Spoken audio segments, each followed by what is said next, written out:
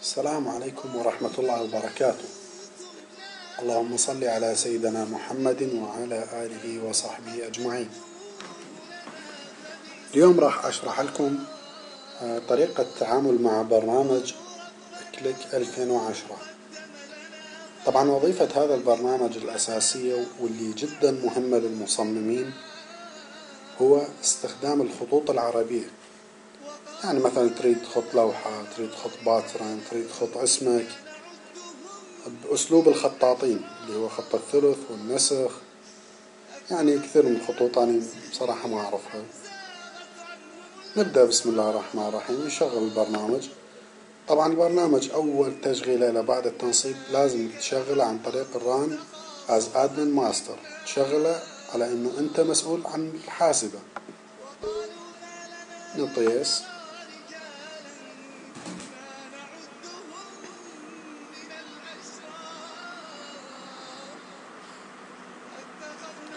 اشتغل البرنامج. طبعا الواجهة مالته كلش سهلة. إذا حبينا نكتب نص نجي على هذه الورقة اللي هي نص الصفحة، نكتب الشيء اللي يريد نخطه. مثلا الحمد لله رب العالمين.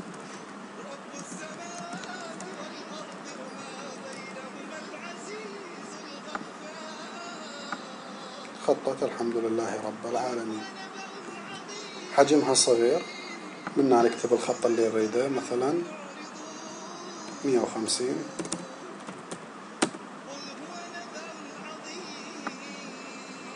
تشبيره كلش 100 مضبوطة. طبعا مثل ما نشوف هذا التتابع بالخط نلغيه عن طريق تكبير تصغير الصفحة اللي هو الكنترول والكرة هذه اللي بالماوس نغير بها. هسه احنا عندنا هذه العبارة الحمد لله رب العالمين الذي لا يحمد على مكروه سواه. طبعا فائدة برنامج كليك يحرر لي الكلمة. مثلا حرف الألف وين بيا مكان أريد أخليه. أريد أغير الحرف نو. عندي بس هذا الشكل بخط المستلق. تعليق عفوا اللي هو نسخ تعليق. نغيره مثلا إلى ثلث، يعني تقريبا حلو، أو تحريري بغدادي. هذا كلش حلو. يعني هنا أعتقد حيعطيني هواية يعني أنواع مختلفة للخط. راح أختار حرف الألف، كليك أيمن، أنواع، أيضا شكل واحد. لما أجي على الحمد راح يحدد لي إياها أيضا وحدها، كليك أيمن، أنواع. هذه الأشكال اللي ممكن نخط بها الحمد. راح أختار هذا الشكل. تغيرت إلى هذا الشكل.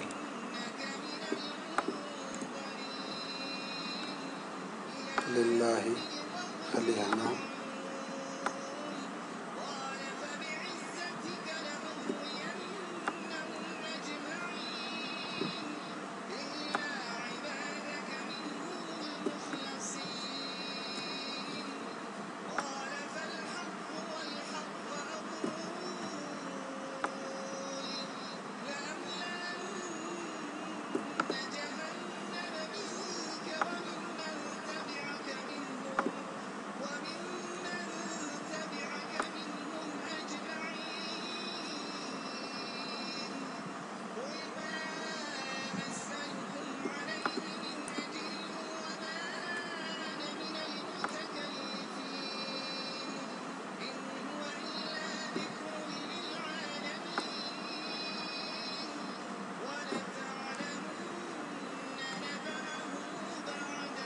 الحمد لله رب العالمين.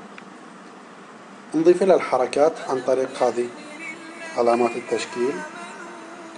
شنو الحركات اللي مثلا أحب أضيفها؟ طبعا دائما بالخط يستخدمون حركات عفوا يعني اليوم هواي أدعم مصريين اعذروني.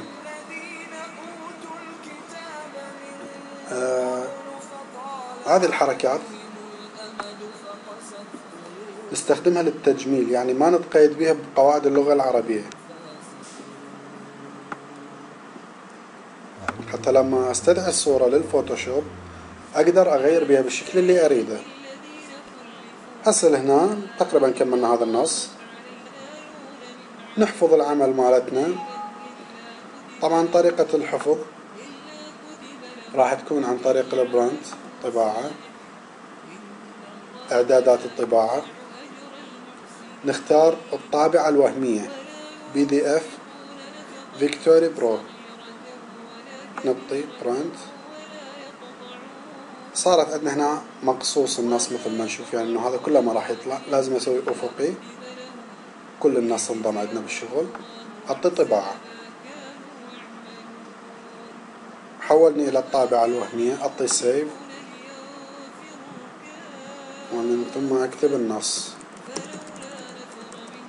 الحمد لله رب العالمين.